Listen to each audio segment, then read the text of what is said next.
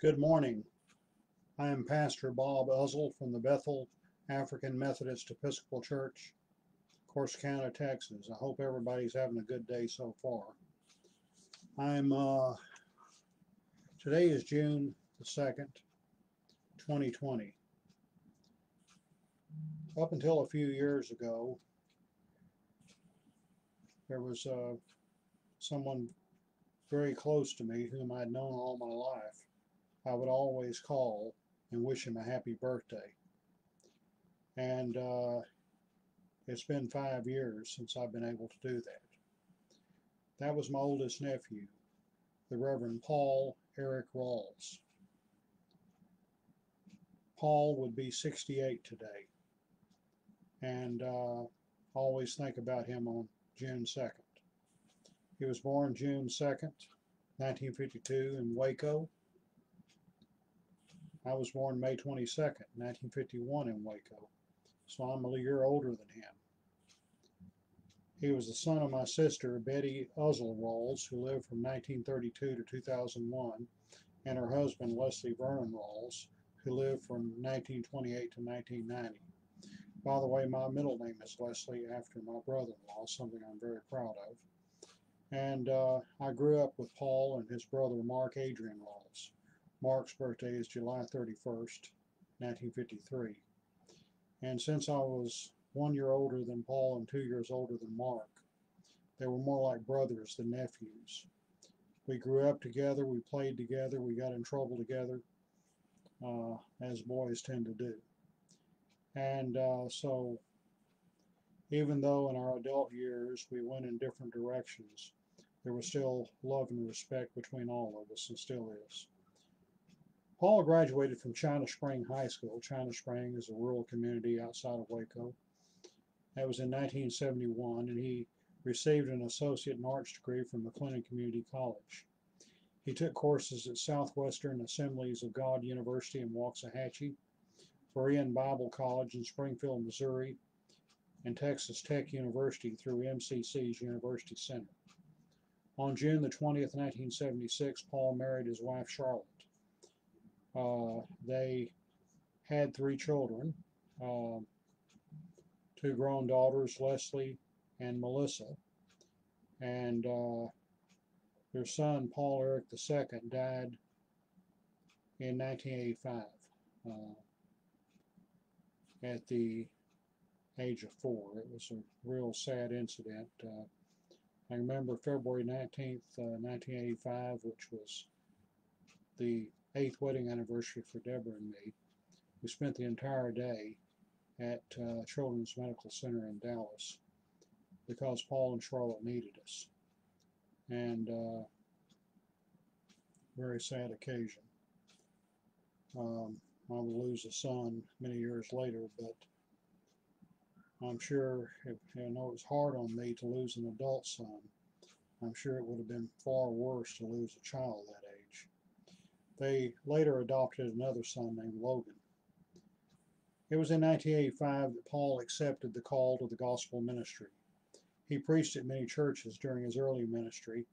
In 1985 and again in 1986, he came to Kaufman, Texas, and preached at Macedonia AME Church, where I was serving as pastor at the time. His first pastorate was the New Life Assembly of God in Throckmorton, Texas. He later served as pastor of Praise Temple Assembly of God in Waco and a First Assembly of God in Marlin. In June 1999, he and Charlotte changed denominations, joining the Full Gospel Fellowship. They organized the Gospel Lighthouse Church in Marlin, where Paul served as pastor until his death. While in his early 40s, he had a heart attack and underwent triple bypass surgery. He remained under the care of a cardiologist and adopted a very healthy lifestyle. He functioned quite well for over the next 20 years. However, early in the morning of Friday, February the 12th, 2016, he experienced chest pains and asked his wife to take him to the emergency room. En route to the hospital, Paul went to be with Jesus. Later that morning, while at a church meeting in Waxahachie, I received a call from my brother Jim informing me that Paul had passed away. It was on Monday, February 15th of 2016, Deborah and I attended Paul's funeral at Pecan Grove Funeral Home, followed by the burial at Rosemount Cemetery in Waco. Survivors included his wife Charlotte, daughter Leslie Mormon and husband John, daughter Melissa Murphy and husband Robert, son Logan, 8 grandchildren, sisters Angie, Karen, and Shannon Rawls of Waco, brother Mark Rawls and his wife Tina of Independence, Kansas, many nephews and nieces, great-nephews and nieces, and honorary parents, Jean and Betty Russell of Waco. Jean Russell and Leslie Rawls were very, very close friends. And a couple of years ago, Jean passed away. Betty Russell is still living. Betty Russell and Betty Rawls were very close. And among the speakers at the funeral was the outstanding musician Tim Uzzell, another nephew of mine, and Paul's cousin. His stage name is Tim Allen. And he said to the audience, who was Paul Rawls? Well, he was a husband, a father, a grandfather, a brother, a cousin, a pastor, a mentor, a friend, incredibly talented musician. When we were kids growing up, every holiday, for the most part, was spent at Nanny's and Pawpaw's house. Every time we were there, Paul, Mark, and Uncle Bob would sit on the front porch playing guitar and singing. The passion I have for playing music, even to this day, was born on those steps at the house on McFerrin. That's a gift I'll never be able to repay. Had Paul decided the path he wanted to walk in life was music, there is no doubt in my mind he could have done so almost effortlessly, and he would have been extremely successful. Paul didn't choose that path. He chose another instead. Paul decided that rather than lead a band of musicians, he would lead his brothers and sisters to Christ. And there's no amount of success in the music business that could ever top that. We'll never know how many lives and souls that Paul helped change and save, but I promise you there is someone that does. Charlotte sent me a 2-sentence note online on Friday, 2 sentences that I'll remember for the rest of my life. The first one said, Tim, know that Paul loved you very much. And the second was, he was very proud of you. Those are encouraging words from anyone. And the funeral included such songs as Victory in Jesus, I'll Fly Away, and that old country song, Happy Trails. At the end of the service, as I viewed the body, I said, I'll see you in the morning, Paul. I certainly miss my nephew. During the last time I saw him in person was on June the 2nd, 2012, at the Tabernacle in China Spring, where Deborah and I went and joined the celebration of his 60th birthday.